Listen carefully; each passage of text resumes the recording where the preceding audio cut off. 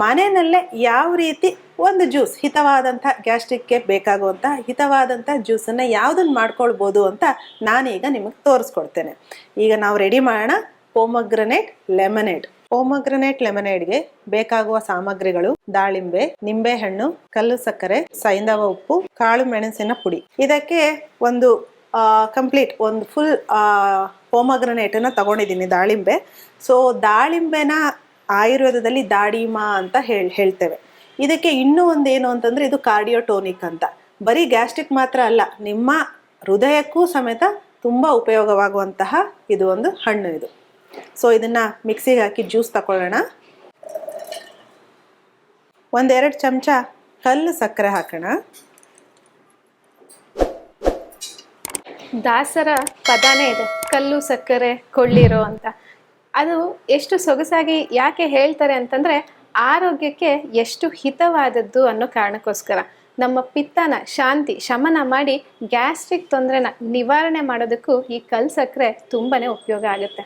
ಹೆಂಗಸರಲ್ಲಿ ಕೂಡ ಅತಿಯಾದ ರಕ್ತಸ್ರಾವದಲ್ಲಿ ಕೂಡ ಈ ಕಲ್ಲು ಸಕ್ಕರೆ ಉಪಯೋಗಿಸ್ಬೋದು. ಮೂಗಲ್ಲಿ ರಕ್ತ ಬರುವಂಥದ್ದು, ಪೈಲ್ಸ್ ತೊಂದರೆನಲ್ಲಿ ರಕ್ತ ಬರುವಂಥದ್ದು, ಮತ್ತು ಗ್ಯಾಸ್ಟ್ರಿಕಲ್ಲಿ ಕೂಡ ರಕ್ತದ ವಾಂತಿ ಆಗುತ್ತೆ ಎಷ್ಟೋ ಸಲ, ಅಲ್ಲಿ ಕೂಡ ನಮಗೆ ಈ ಕಲ್ಲು ಸಕ್ಕರೆ ಉಪಯೋಗಕ್ಕೆ ಬರುತ್ತೆ. ಈಗ ಜ್ಯೂಸಿಗೆ ದಾಳಿಂಬೆ ಮತ್ತು ಕಲ್ಲು ಸಕ್ಕರೆ ಹಾಕಿದ್ದೀನಿ. ಒಂದು ಸ್ವಲ್ಪ 1-2 ಹನಿಯಷ್ಟು ಲೆಮನ್ ಸಮೇತ ಹಾಕ್ತಾ ಇದ್ದೇನೆ.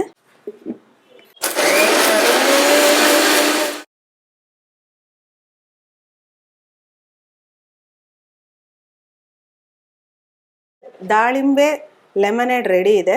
ಇದಕ್ಕೆ ಟೇಸ್ಟ್ ಇನ್ನೊಂದು ಸ್ವಲ್ಪ ಜಾಸ್ತಿ ಮಾಡೋದಕ್ಕೋಸ್ಕರ 1 ಚಿಟಿಕೆಯಷ್ಟು ಉಪ್ಪು ಹಾಗೆ 1 ಚಿಟಿಕೆಯಷ್ಟು ಪೆಪ್ಪರ್ ಪೌಡ್ರನ್ನ ಹಾಕ್ತಾ ಇದ್ದೀನಿ. ಈ ಆ್ಯಂಟಾಸಿಡ್ ಬಗ್ಗೆ ಹೇಳ್ತಾ ಇದ್ದೆ. ಈ ಆ್ಯಂಟಾಸಿಡ್ ಅನ್ನೋದನ್ನು ನಾವು ಕುಡಿಯೋದಕ್ಕಿಂತ ಸಿಂಪ್ಟಮ್ ಬಂದಾಗ ಮನೆಯಲ್ಲಿ ಅಡುಗೆ ಮನೆಯಲ್ಲಿ ಏನಿರುತ್ತೆ, ಧನಿಯಾ ಎಲ್ಲರಿಗೂ ಗೊತ್ತಿರೋದೇನೆ. ಸೊ ಧನಿಯಾನ 1 ಲೋಟ ಬಿಸಿ ನೀರಿಗೆ 1 ಚಮಚ ಧನಿಯಾ ಹಾಕಿ ರಾತ್ರಿ ನೆನೆಸಿಟ್ಬಿಡಿ. ಅದನ್ನು ಬೆಳಿಗ್ಗೆ ಖಾಲಿ ಹೊಟ್ಟೆ ಕುಡಿದ್ರೆ ನಿಮ್ಮ ಪಿತ್ತ ಕಡಿಮೆ ಆಗುತ್ತೆ, ಹಾಗೆ ಗ್ಯಾಸ್ಟ್ರೈಟಿಸು ಕಡಿಮೆ ಆಗುತ್ತೆ.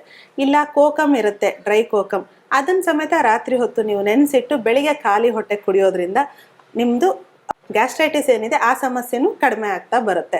ಸೊ ಇಲ್ಲ ತುಂಬ ಎದೆ ನೋವ್ರಿ ಹೊಟ್ಟೆ ಉರಿತಾ ಇದೆ ಅಂತಂದರೆ 1 ಲೋಟ ಬಿಸಿ ನೀರಿಗೆ 1 ಚಮಚ ತುಪ್ಪ ಹಾಕ್ಕೊಂಡು ಅದನ್ನು ಕುಡೀರಿ.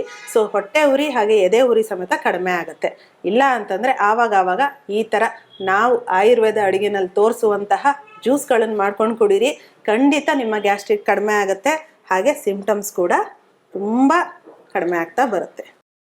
ಈ ಡ್ರಿಂಕ್ ಅಂತ ಬಂದಾಗ ನೆನಪಾಗೋದು, ಮೊನ್ನೆ ಯಾರೋ ಅಂತ ಇದ್ರು, ನಂಗೆ ತುಂಬ ಗ್ಯಾಸ್ಟ್ರಿಕ್ ಆದಾಗ ಆ ಮನೇಲಿ ಇದ್ದಿದ್ದು ಅಡುಗೆ ಸೋಡಾನ ನೀರಿಗೆ ಹಾಕ್ಕೊಂಡು ಕೂಡಿದೆ ಅಂತ. ಹಾಗೆಲ್ಲ ಮಾಡೋಕ್ಕೆ ಹೋಗಬೇಡಿ. ಅಡುಗೆ ಸೋಡಾಯಿಂದ ನಿಮ್ಗೆ ಆ ಟೈಮಿಗೆ ರಿಲೀಫ್ ಅನಿಸಿದ್ರು ಮತ್ತೆ ಜಾಸ್ತಿ ಮಾಡುತ್ತೆ.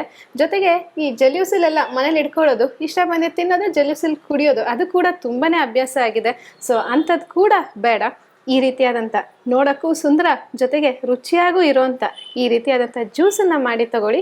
ನಿಮ್ಮ ಆರೋಗ್ಯಕ್ಕೂ ಹಿತವಾಗಿ ಗ್ಯಾಸ್ಟ್ರೈಟಿಸ್ ಸಮಸ್ಯೆಗಳು ಬರ್ದಲೆ ಮತ್ತೆ ಇಲ್ದಲೇ ಇರೋರು ಕೂಡ, ಬರ್ದಲೇ ಇರೋ ಹಾಗೆ ಬಂದಿರೋರು ಕೂಡ ವಾಸಿ ಮಾಡೋದಕ್ಕೆ ಸಹಾಯ ಮಾಡುತ್ತೆ.